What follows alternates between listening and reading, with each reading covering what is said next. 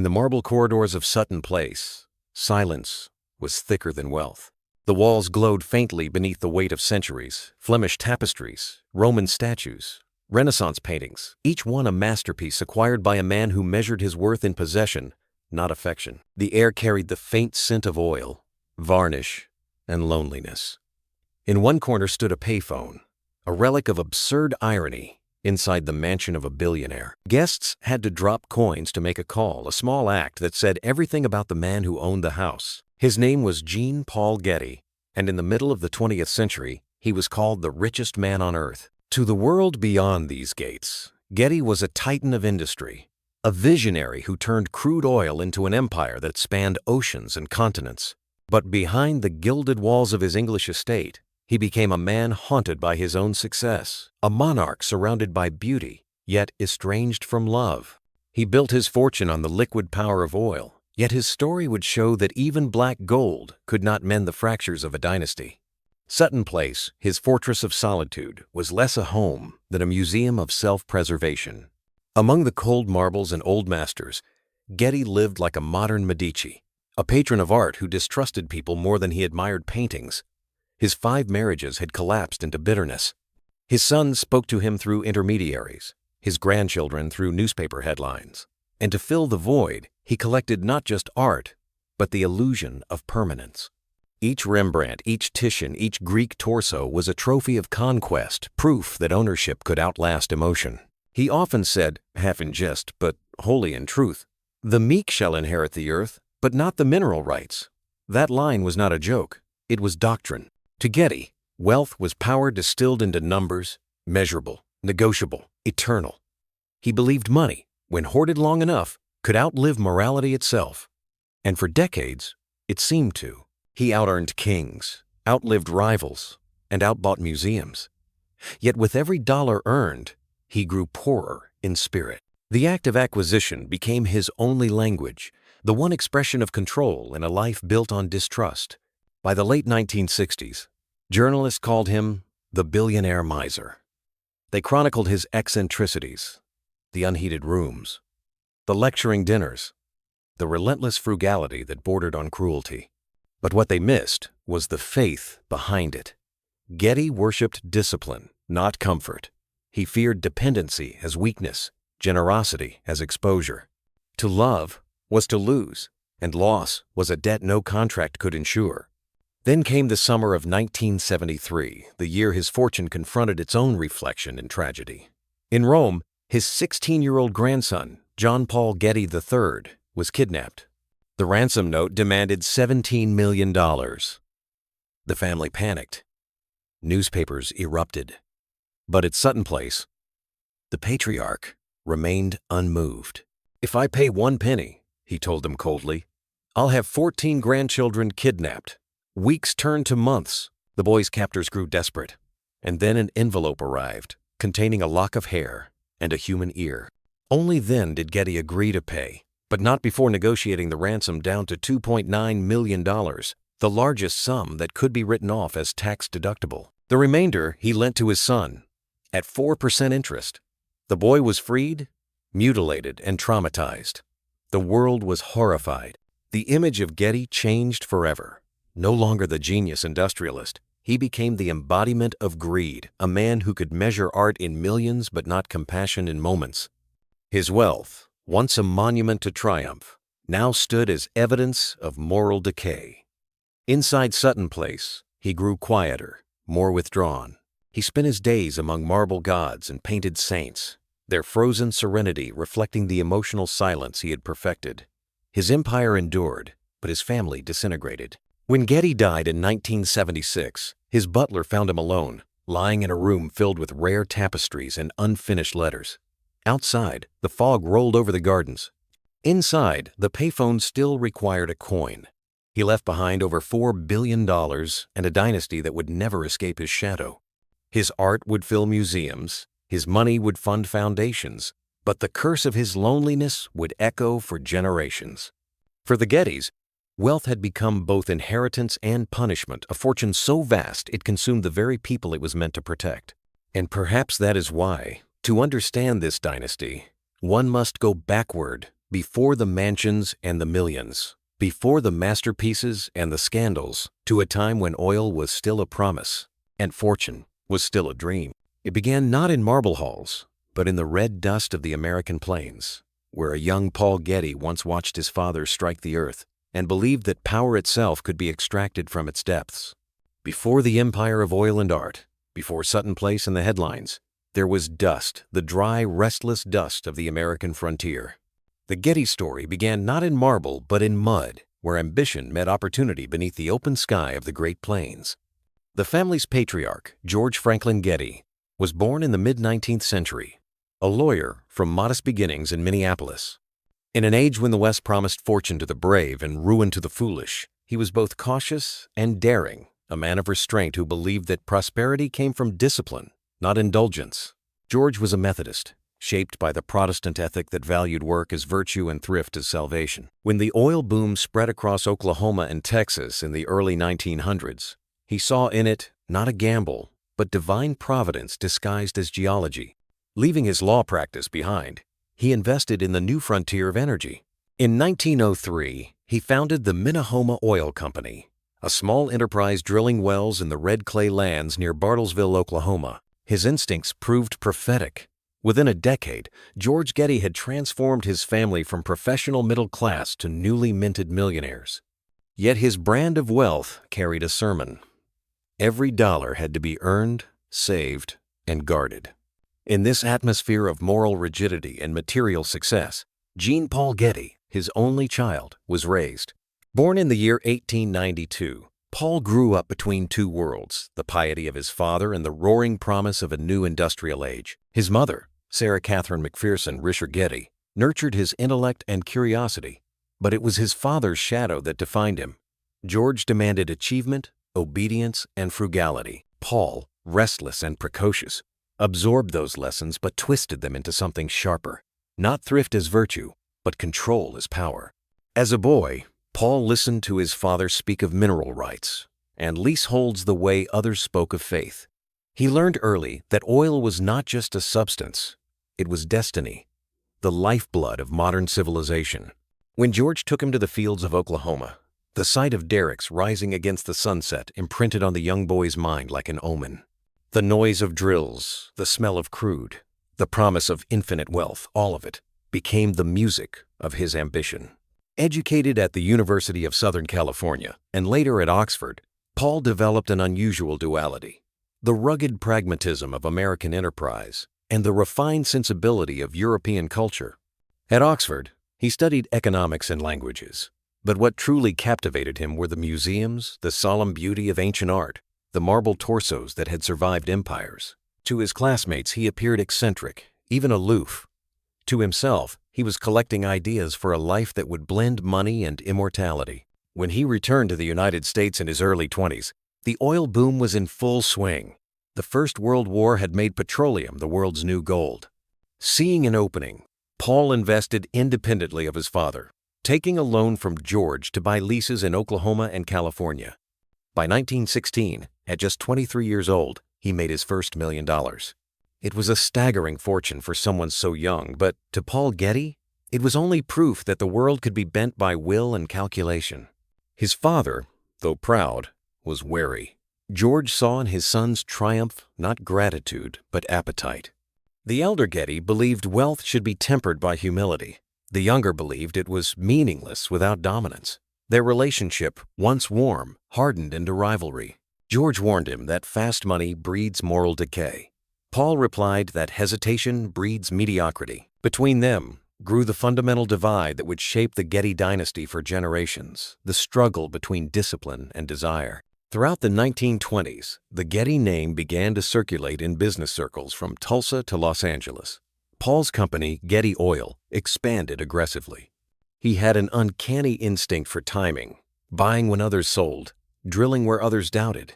Yet even as his fortune multiplied, he remained restless.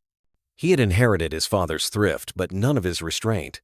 In letters to friends, he wrote of his belief that money is like manure, it does no good unless it's spread around. The line sounded philanthropic, but in practice, Getty spread his fortune only where it multiplied his control. In 1930, George Franklin Getty died after a stroke, leaving his son both the family fortune and a set of moral chains. Paul inherited the Minahoma Oil Company and roughly $10 million, a vast sum in Depression-era America. But what he truly inherited was the conviction that wealth was both a gift and a test. In his will, George had written that a man's worth is measured by the work of his hands. Paul read those words and felt both pride and defiance. He was no longer a lawyer's son. He was an oil prince in an age that worshipped progress.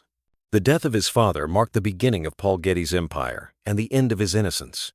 He was only 38 years old, but already he had lived several lives: scholar, speculator, playboy, and heir. The Great Depression ravaged America, yet Getty thrived by exploiting its chaos. He bought undervalued leases, acquired bankrupt competitors, and expanded his holdings from Oklahoma to California. He understood that crisis was merely another word for opportunity. By the late 1930s, the world had changed again. Europe was on the brink of war, and oil had become the fuel of nations. Getty saw in this not danger, but inevitability. He moved his base of operations to Los Angeles, closer to the growing global market. His appetite for both money and culture deepened. When others invested in factories, he bought rare manuscripts and classical sculptures. He was creating not just an oil empire, but a mirror, a reflection of his own complexity, half capitalist, half aesthete. Still, even in success, he carried his father's ghost. George Getty's portrait hung in his office, stern and watchful. To visitors, Paul would gesture toward it and say, "He taught me everything except how to stop." That confession was both joke and prophecy. The discipline of the father had become the obsession of the son. Where George had sought stability, Paul sought immortality. And unlike his father, who saw oil as a business, Paul saw it as destiny. As the Second World War began in 1939, Getty's reach extended across borders. He supplied oil to Allied industries, profiting quietly while nations bled. The war turned petroleum into the most strategic commodity on earth. By the time peace returned, the young man who had once stood in the dust of Oklahoma now commanded a network of refineries, tankers, and drilling concessions stretching from California to the Middle East. He was only in his early 50s, but already the legend of his fortune had begun to form. The Gettys had come a long way from the Methodist lawyer and his modest wells. They were now symbols of the new American aristocracy, proof that oil, not bloodline, could forge dynasties. Yet beneath the gleam of prosperity, the moral tension between father and son endured, unspoken but unbroken. The elder Getty had built his wealth to secure a family. The younger would use his to escape one. Years later, when journalists asked Getty about his early life, he often spoke of it as an education in control. "My father taught me to save," he said, "but I learned to own." That single distinction became the foundation of his empire. From the red dust of Oklahoma to the marble halls of England, everything Getty touched bore the mark of that philosophy, that possession was power, and power was the only permanence worth pursuing. And so, as the 20th century marched toward its golden age of industry, a new kind of monarch was born, not crowned by heritage, but by crude. He would soon rise beyond the oil fields of America to the deserts of Arabia, where the blood of the earth would make him the richest man alive. The Second World War had reshaped the globe, but for Jean Paul Getty, it had done something more. It had transformed oil from a commodity into the pulse of civilization. Nations rebuilt on its fumes. Armies marched because of it. The post-war world, glowing with neon and optimism, was running on the liquid empire that Getty had learned to command. For him, the war's end was not a closing act, but the beginning of conquest on a scale that even his father could never have imagined. By the middle of the 1940s, Getty's operations stretched across the American West, California, Texas, and Oklahoma, but his gaze turned eastward, toward the deserts where fortune and faith had danced for millennia. The oil fields of Arabia were still largely untapped, guarded by ancient sands and fragile political alliances.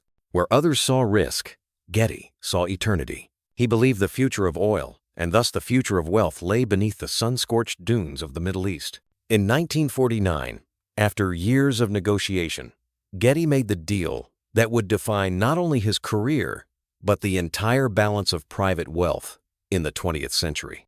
Through his company, the Getty Oil Company, he secured a 60-year concession to explore and drill for oil in the neutral zone between Saudi Arabia and Kuwait.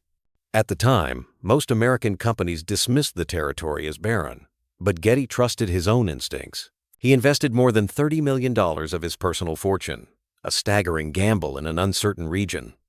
For years, the wells yielded nothing but dust and disappointment. Even his advisors urged him to abandon the project. Yet Getty persisted. Then, in the early 1950s, the desert roared. The wells struck oil thick, rich, unending. Almost overnight, the concession became one of the most productive in the world. The barrels poured like liquid sunlight, and the Getty fortune multiplied beyond imagination. It was said that every sunrise over the Arabian sands brought him another $1 million. Newspapers began calling him the richest man in the world. But Getty, with his usual caution, dismissed the title as flattery.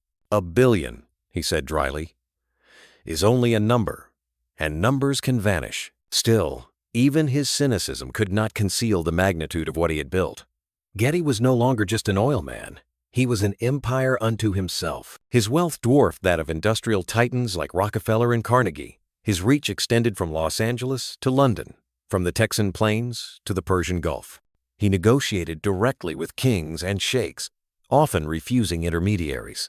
In photographs taken in the deserts of Arabia, he appears both incongruous and regal, a pale figure in a linen suit standing amid Bedouin tents, a man who had brought modernity to the sands yet never quite belonged anywhere. While his fortune expanded, Getty's reputation hardened. He became famous for his thrift, infamous for his suspicion, and quietly revered for his intellect. Unlike many tycoons of his era, he was not ostentatious. He detested waste and theatricality. When his business rivals bought yachts, Getty bought oil tankers. When they built skyscrapers, he bought silence. He lived in Europe, far from the American public that alternately idolized and mocked him. To those who met him, he was polite but impenetrable, a man whose warmth had been refined out by wealth. In 1959, Getty purchased Sutton Place, a 16th-century Tudor mansion near Guildford, England. The estate had once belonged to aristocrats, and Getty's acquisition symbolized something profound: the merger of old-world nobility and new-world capitalism. He filled its halls with art: Rembrandt, Rubens, and Titians hung beside Greek bronzes and Roman marbles. The collection grew to thousands of works, transforming Sutton Place into one of the most valuable private museums in Europe. To Getty, the act of collecting was not indulgence but insurance. Art, unlike oil, did not run dry. Visitors to Sutton Place often remarked on its contradictions. The gardens were immaculate, the halls breathtaking, yet the atmosphere was glacial. Guests shivered through dinners because Getty refused to heat the rooms. His wealth was displayed but never shared. In the drawing room stood that now infamous payphone, a monument to his philosophy that nothing, not even communication, should be free. "If you want to talk," he once said, "you should have something worth paying for." Despite his eccentricities, Getty's business acumen was undeniable. Throughout the 1950s and 60s, he expanded Getty Oil into a vertically integrated powerhouse, refining, transporting and distributing its own petroleum. His fleet of tankers crossed oceans like floating fortresses, carrying crude from Arabia to refineries in California and Texas. Under his direction, Getty Oil became one of the few companies capable of controlling every link in the chain of global energy. It was the purest expression of his belief in total autonomy. Dependence was weakness, control was destiny. By this time, Getty's net worth had surpassed $4 billion, an astronomical figure in an era when the average American earned less than $6,000 a year. Fortune magazine declared him the wealthiest man alive. He responded with irritation. "There are many ways to be poor," he told a reporter, "and only one of them is lack of money." Indeed, even at the height of his success, his private life was a labyrinth of estrangement. His 5 marriages had dissolved into distant settlements. His sons, each raised in different circumstances, struggled beneath the weight of his expectations. One of them, George Franklin Getty II, inherited his father's intelligence, but not his resilience. Paul's obsession with discipline left little space for affection. His children received lessons instead of love, allowances instead of warmth. Yet, despite his emotional austerity, Getty's intellect and charisma drew artists, scholars, and aristocrats into his orbit. He cultivated friendships with historians, collectors, and even politicians. To some, he was a modern Medici, a self-made patron of the arts. To others, he was a miser in a mansion. He seemed both magnificent and tragic, like one of the marble emperors whose gaze he so admired. His greatest obsession was art as immortality. In every masterpiece he bought, Getty saw a reflection of permanence that oil could never guarantee. "The beauty of art," he once wrote, "is that it does not depreciate." He studied antiquities with the same rigor he applied to contracts, negotiating with dealers in Paris, London, and Rome, as if each statue were a business venture. He amassed ancient Greek kouroi, Roman sarcophagi, Renaissance paintings, and tapestries woven for kings. Each acquisition fed both his intellect and his insecurity. The more art he owned, the less human connection he required. In 1954, he established the J. Paul Getty Museum in Malibu, California, within a villa modeled after the ancient Roman estate of the Villa dei Papyri. He called it his gift to the public, though few doubted it was also his monument to himself. The museum housed Greek and Roman antiquities, European paintings, and decorative arts, a sanctuary for the treasures he could not bring to Sutton Place. Getty himself rarely visited.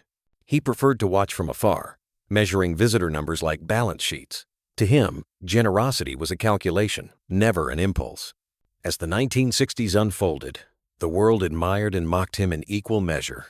Reporters chronicled his frugality with fascination, how he used both sides of stationery, how he insisted on paying staff by the hour rather than by salary, how he scolded his guests for wasting electricity. Yet beneath these anecdotes lay a deeper truth. Getty's thrift was not stinginess. It was armor. He had seen fortunes built and destroyed by emotion in his father's life, in the roaring 20s, in the Great Depression. For him, restraint was survival. But survival has its price. As the years passed, the boundaries between prudence and paranoia blurred. Getty distrusted everyone: lawyers, bankers, even his own family. His letters to business associates grew colder, filled with calculations and contingencies. He refused to retire, fearing that leisure would invite vulnerability. Wealth had become both his crown and his chain. By the time the 1970s dawned, the Getty empire had reached its zenith. His oil fields pumped millions of barrels each year. His art collection was valued at hundreds of millions. His name was synonymous with money itself. Yet the man behind it all lived like a monk in a marble monastery, surrounded by the trophies of his own brilliance. When visitors praised his collection, he would nod and reply, "These are my companions." It was an admission that beauty had replaced love, that art had become his family. And still, he could not rest. The very abundance he created began to isolate him from the world he had conquered. Reporters sought interviews, heirs sought approval, rivals sought to dethrone him. But Getty's true enemy was time, the slow erosion of relevance. He once confessed to a biographer that he feared death not for its finality, but for its equality. "Death," he said, "is the one thing money cannot negotiate." It was during these years, as he approached his 80s, that Getty's contradictions reached their climax. The world hailed him as a symbol of American genius, the self-made billionaire who had mastered both oil and art. But behind the marble gates of Sutton Place, he was already becoming a relic of his own creation. A man who had built a palace for beauty, yet forgot to build a bridge to love. His fortune had made him immortal in the headlines, but mortal in every other way. And soon, the cracks in his empire would begin to show not in his businesses, but in his bloodline. For in a dynasty built on control, rebellion becomes inevitable. As the lights of Sutton Place flickered under the English rain, a shadow was forming across the Getty name. The oil still flowed, the money still multiplied, but within the family, love had turned to dust. The patriarch had conquered the world, and in doing so, had lost his own. And so the story of triumph began to twist into tragedy, as the richest man on earth learned that power, without mercy, can devour its own. By the dawn of the 1970s, the empire of Jean-Paul Getty had become a monument of paradox, magnificent in wealth, hollow in spirit. The same discipline that had once built his fortune now suffocated his humanity. He was in his late 70s, living mostly at Sutton Place, surrounded by his collection of masterpieces and mistrust. The oil flowed, the money multiplied. But within his family, love had evaporated like a dry well. His sons were estranged, his ex-wives long gone, and his grandchildren barely knew his face. The richest man in the world had mastered every negotiation except the price of affection. To those who met him in these years, Getty seemed more statue than man, precise, polite, but carved from caution. His days followed ritual, correspondence in the morning, business reports by noon, and the slow wander through his galleries in the evening, where marble gods stared back in silence. He lived frugally, almost absurdly so. He wore cheap suits, counted telephone calls, and kept lights dim to save electricity. Even the payphone in his mansion, the infamous symbol of his parsimony, was not a joke. It was a creed. For Getty, self-denial had become the purest expression of power. Yet beyond the quiet gardens of Sutton Place, the world he had conquered was changing. The oil crises of the 1970s redefined global energy politics. Governments nationalized oil fields, corporations lost control to states. Getty, ever the individualist, refused to adapt. He despised bureaucracy and viewed OPEC's rise as an affront to the free market. "No one can own the sun," he once remarked bitterly, "but everyone wants to own the oil beneath it." Still, the crisis only made him richer. As prices soared, so did his profits. But even as his net worth climbed toward the unimaginable, more than $4 billion by conservative estimates, his family descended into chaos. The fractures had been there for decades, but by now they had become unbridgeable. His eldest son, George Franklin Getty II, had inherited his father's intelligence, but none of his emotional armor. George had worked diligently in the family business, managing divisions of Getty Oil and living under the unrelenting scrutiny of his father's perfectionism. But the burden of expectation weighed heavily. Paul Getty's praise was rare, his criticism constant. Friends recalled George's quiet despair, his sense that nothing he achieved could ever equal his father's empire. In the summer of 1973, George retreated to the family estate in California. There, overwhelmed by depression and alcoholism, he ended his life with a dagger. He was only 50 years old. News of George's death reached Sutton Place in the early hours of the morning. Getty's response was characteristically restrained. "It is a great tragedy," he wrote in a statement, "and a loss to the family." Privately, he blamed weakness. Those close to him said he never spoke his son's name again. Yet just months later, another tragedy would strike, one that would expose the hollowness of his philosophy to the entire world. In July of that same year, in Rome, 16-year-old John Paul Getty III, the grandson of the billionaire, disappeared. A ransom note soon arrived, $17 million demanded by a group claiming to be leftist revolutionaries. The Getty family panicked, the media erupted, and police doubted the claim. For the patriarch in England, it was another problem to be managed, another contract to be negotiated. He refused to pay. "If I pay 1 penny," he told reporters coldly, "I'll have 14 grandchildren kidnapped." Weeks turned into months. The boy's mother pleaded publicly. His father, George Paul Getty, the second son, begged privately. Still, the old man held firm. He suspected the kidnapping might be staged, that the boy, a rebellious teenager known for his bohemian friends, had orchestrated it himself for attention or money. Even as evidence mounted, Getty remained unmoved. "I am not about to ruin my fortune," he said, "for a publicity stunt." Then, in November, an envelope arrived at a Roman newspaper. Inside was a lock of hair and a human ear. The message was unmistakable. The teenager was being tortured. Only then did Getty agree to pay. But even then, his calculation was clinical. He negotiated the ransom down to $2.9 million, the maximum amount that could be claimed as tax-deductible under U.S. law. The remaining $800,000 he lent to his son, at 4% interest. When John Paul Getty III was finally released 5 months after his abduction, he was skeletal, traumatized, and disfigured. The world's press condemned the patriarch's coldness.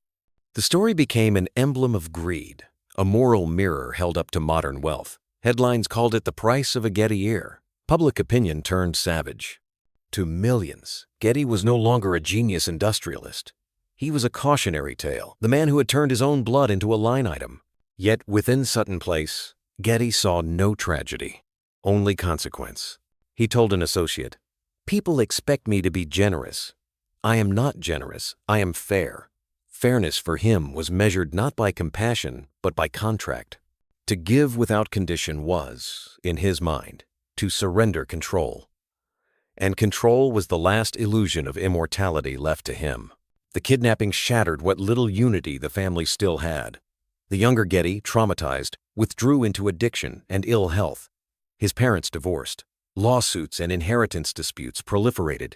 The name that once symbolized triumph now stood for tragedy. The Gettys had become an American myth proof that money could buy everything except peace. Inside Sutton Place, Getty's isolation deepened. He avoided the press, reduced social contact to a minimum, and spent long hours alone with his art. He corresponded obsessively with museum curators, purchasing antiquities with the precision of a man conducting military campaigns. The walls of his estate became both gallery and graveyard, filled with relics of civilizations that had risen and fallen long before him. Visitors noticed that he moved among them like a ghost curator, touching the frames, adjusting the light, speaking to no one. His staff recalled his contradictions. The billionaire who clipped coupons, the man who owned private jets yet preferred to fly commercial, the collector of divine art who lived in earthly austerity. To outsiders, these habits were eccentricities. To Getty, they were a theology. He believed that indulgence led to ruin. He had seen empires fall, Rome, Spain, Britain, all undone, he said, by softness. He would not repeat their mistake. But the irony was devastating. In avoiding weakness, he had created emptiness. His art surrounded him like angels turned to stone. His house echoed not with conversation, but with the mechanical whir of his fax machines and the faint ticking of antique clocks. Even the light at Sutton Place seemed reluctant to enter, filtered through curtains that kept the paintings safe from sun and the man safe from connection. In these twilight years, Getty wrote often about discipline and destiny. In his essays, published posthumously, he described success as the result of endless vigilance.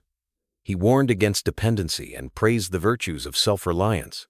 Yet his own life had become the ultimate contradiction of those values, proof that independence, pushed to its extreme, is indistinguishable from isolation. By the time he reached 80, Getty's health had begun to fail. He suffered from heart disease and hearing loss, but refused medical extravagance. He disliked doctors, distrusted medicine, and preferred routine to comfort. When asked about retirement, he said, "A man retires when he dies." It was less bravado than prophecy. In the winter of 1976, Getty was found in his bed at Sutton Place, motionless. A phone by his side, the same payphone that had become his emblem. He was 83 years old. The news of his death spread across the world. Obituaries described him as the richest man in America, the last of the great industrial barons, and the miser of Surrey. But behind the headlines lay something far more human, a man who had turned wealth into worship, and in doing so, found only solitude. The funeral was small, almost perfunctory. Few family members attended. There were no eulogies from loved ones, only formal readings by business associates. His body was flown back to California and buried near Los Angeles, among the oil fields that had given him everything. He left behind an estate valued at more than $4 billion, most of it placed into the J. Paul Getty Trust, a fund that would become the backbone of one of the world's wealthiest cultural institutions. Even in death, Getty remained a paradox. A man who had hoarded money, yet endowed immortality, who denied warmth, yet preserved beauty. The art he collected would soon fill museums. The family he created would continue to fracture. Within a decade, his heirs would face scandals, lawsuits, and early deaths. The Getty name would live on, but not in peace. For the world, the moral was clear. The Getty Empire had revealed the curse of absolute wealth, the way it isolates, even as it empowers, the way it consumes what it was meant to protect. The richest man alive had bought everything except the one thing he could never own: mercy. And as the great engines of Getty Oil continued to pump, as the marble halls of Sutton Place fell silent, the question lingered like a shadow across his legacy whether the art he left behind was a triumph or an apology. Because what came next would prove that even the strongest empires, once stripped of their founder, begin to crumble from within. The fortune would endure, but the dynasty would not. When Jean-Paul Getty died in the winter of 1976, it seemed that the empire he had built would stand forever. The oil still flowed, the tankers still crossed oceans, and the Getty Trust, endowed with billions, promised to preserve both his fortune and his name. Yet the foundations of that empire were already cracking, not from financial failure, but from the slow erosion of purpose.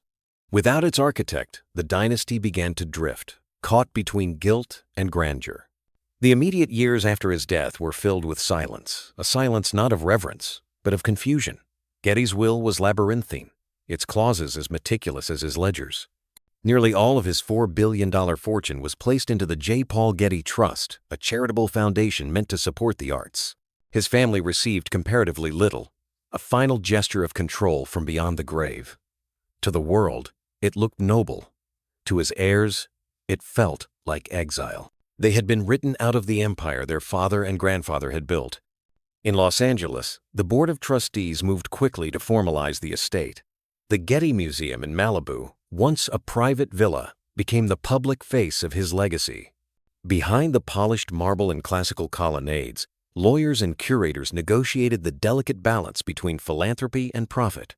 They sold assets, consolidated oil holdings, and turned art into endowment. The transformation was historic. Getty Oil, the industrial titan, would soon give birth to the world's richest cultural institution. But even as the museum thrived, the family unraveled. The tragedies that had begun during the patriarch's lifetime continued, like echoes in a vast, empty hall.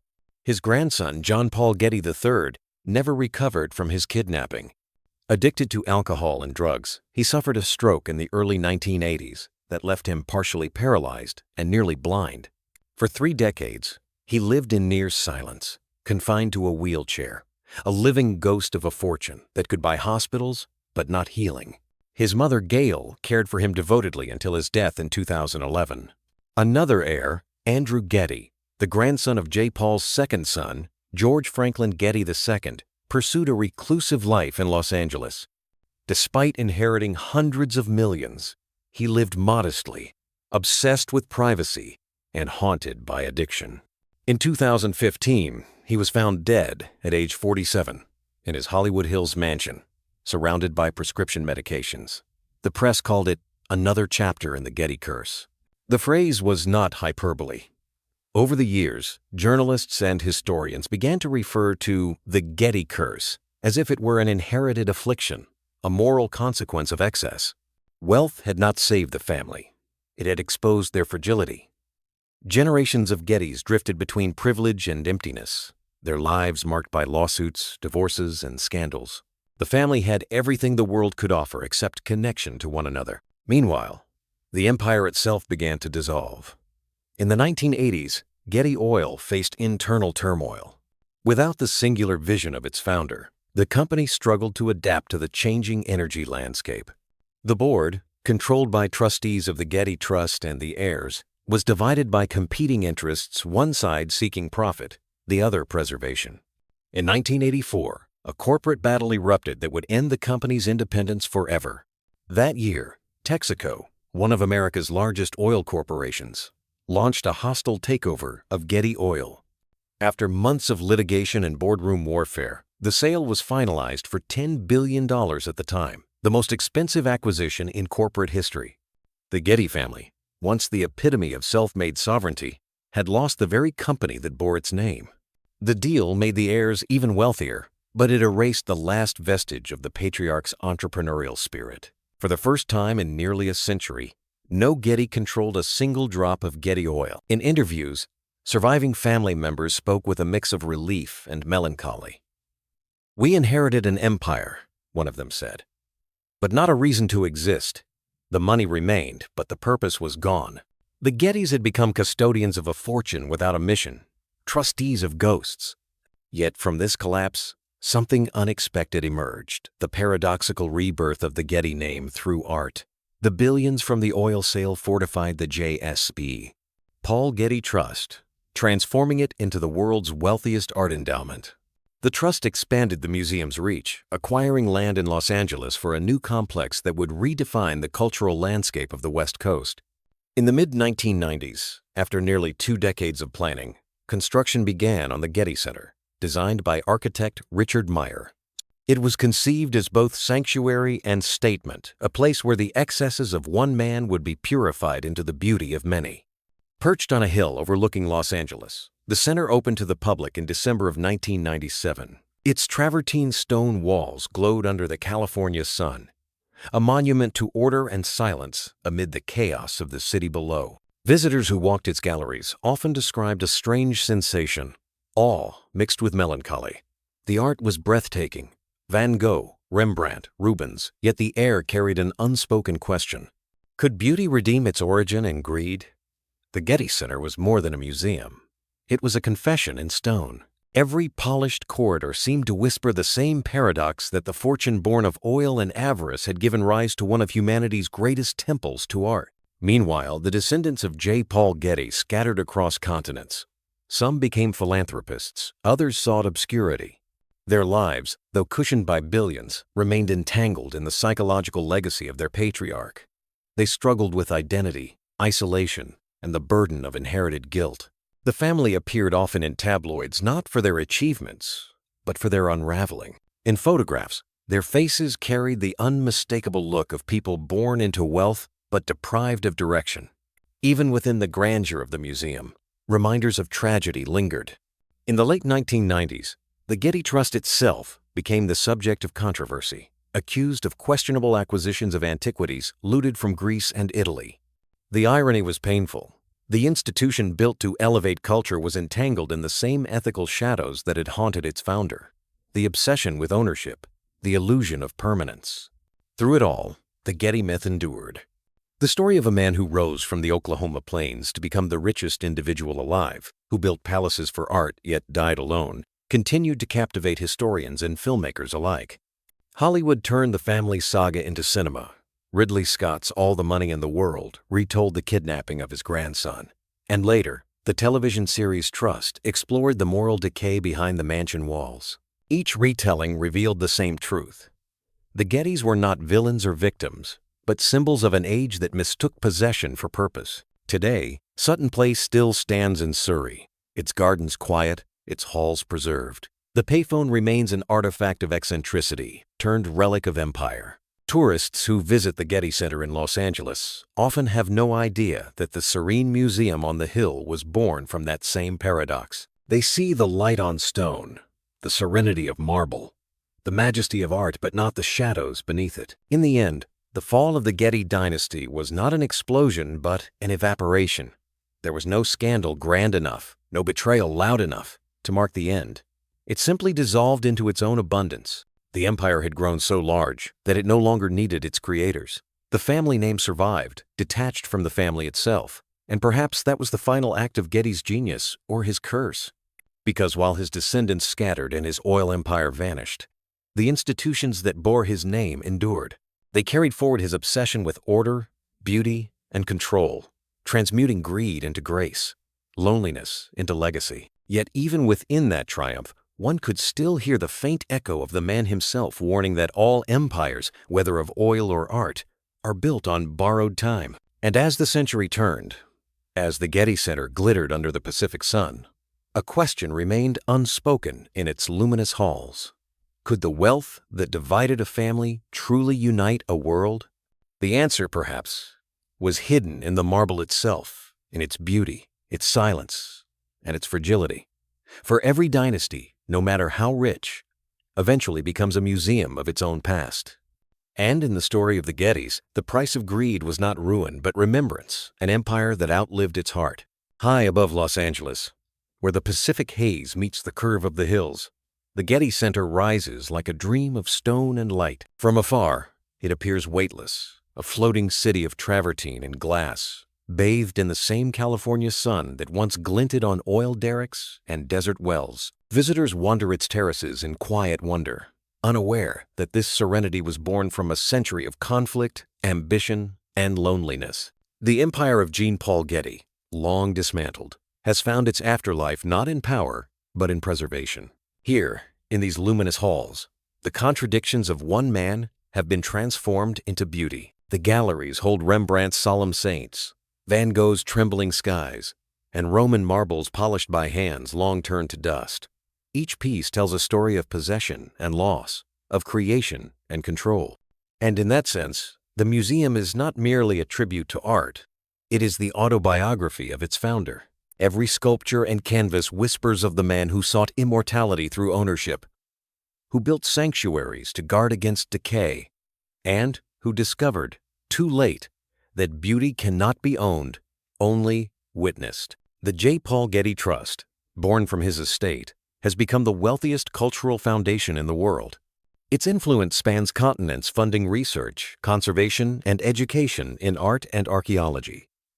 To scholars, it represents a triumph of philanthropy. To historians, it remains an exquisite paradox, the redemption of greed through generosity. The same hands that once tightened around every dollar have, in death, released billions to preserve what money cannot create. Yet beneath the polished marble and glass, the moral tension endures. The Getty Center is, in its essence, both cathedral and confession. Its geometric perfection reflects Getty's lifelong obsession with order, while its silence speaks to his absence. Walking through its galleries, one senses the weight of the unspoken question: can legacy cleanse the life that made it? Can art forgive the loneliness of its creator? For the Getty descendants, that question has no easy answer. The family remains scattered across generations and continents, tied not by affection but by inheritance. Some have turned toward philanthropy, seeking to rewrite the narrative. Others have retreated from public life, weary of the myth that bears their name. They live in the shadow of a man who sought to outlast time and succeeded, though not in the way he intended. In the quiet of the museum's courtyard, fountains murmur over the pale stone. The sound is soft, but constant, like the pulse of the earth that once made Getty rich. The same element that fueled his empire, oil, lies buried beneath the ground, finite and fading. But here, the water flows endlessly, reflecting the sunlight in silver ripples. It feels almost deliberate, as if the building itself were whispering the lesson he never learned, that wealth is transient, but creation endures. Outside, Los Angeles stretches endlessly below a city of ambition, neon, and reinvention. From this height, the chaos looks orderly, the distance merciful. It is easy to imagine Getty standing here, surveying it all, convinced that he had tamed both nature and time. But even he, with his billions and brilliance, could not escape the simplest truth. Possession without connection is just another form of emptiness. Historians often compare Getty to his American contemporaries, Rockefeller, Carnegie, Vanderbilt, men who turned fortune into philanthropy. Yet there was a difference. Where Rockefeller sought moral duty, Getty sought aesthetic perfection. He did not build libraries or universities. He built sanctuaries. His museums were less about access than about control, a final attempt to impose order on the chaos of existence. And in that order lies both his triumph and his tragedy. Over the years, the Getty Center has become a refuge for millions. Students sketch beneath its colonnades. Scholars study its archives. Lovers pause before its paintings. Most of them will never know the full weight of the name above the door. To them, it is simply a place of peace. And perhaps that is the most fitting irony of all, that a man who could not find peace in life has given it, unwittingly, to others. As the sun sets behind the Santa Monica Mountains, the white stone turns gold, then rose, then violet. The city below flickers awake, while the museum above sinks into shadow. It is a perfect metaphor for the dynasty that built it radiant at a distance, restless in memory. For all his brilliance and cruelty, his thrift and taste, Jean Paul Getty left behind a truth as enduring as his art, that no fortune, however vast, can purchase love, and no collection, however grand, can fill the silence of a life lived without it. He built a palace for beauty, but not for love. And yet, in the echo of that paradox, there is something profoundly human, the desire to preserve what we fear to lose, to turn loneliness into legacy. The Getty Center stands today not as absolution, but as reminder that the richest man in the world was, in the end, only searching for permanence in a world made of passing things. And so, beneath the California sky, among the marble and the light, his empire endures not as a triumph of wealth, but as an elegy to its cost. And so, the story of the Gettys closes where it began in silence. From the oil fields of Oklahoma to the marble heights of Los Angeles, their journey reminds us that fortune is never free, and that the higher an empire rises, the deeper its shadow falls. Jean Paul Getty built a world that measured value in ownership and art in acquisition. Yet what endures is not the weight of his wealth, but the questions it left behind about power, about solitude, and about the fragile line between creation and control. Perhaps that is why the Getty legacy continues to fascinate us. It is not merely a story of success or downfall, but a mirror reflecting our own search for meaning in a world obsessed with possession. In every dynasty we explore, from palaces to boardrooms, there lies the same truth. Wealth may buy legacy, but never peace. If this story moved you, if it made you pause, reflect, or question what power truly costs, we invite you to stay with us. Subscribe to Legacy of Rich Dynasties, where we uncover the rise and ruin of the families who shaped our world, not through myths, but through the echoes of history. Thank you for watching, for listening, and for remembering that behind every fortune lies a human story, one of ambition, beauty, and the price that must always be paid. Until next time, may we all learn to seek value, not in what we possess, but in what we preserve.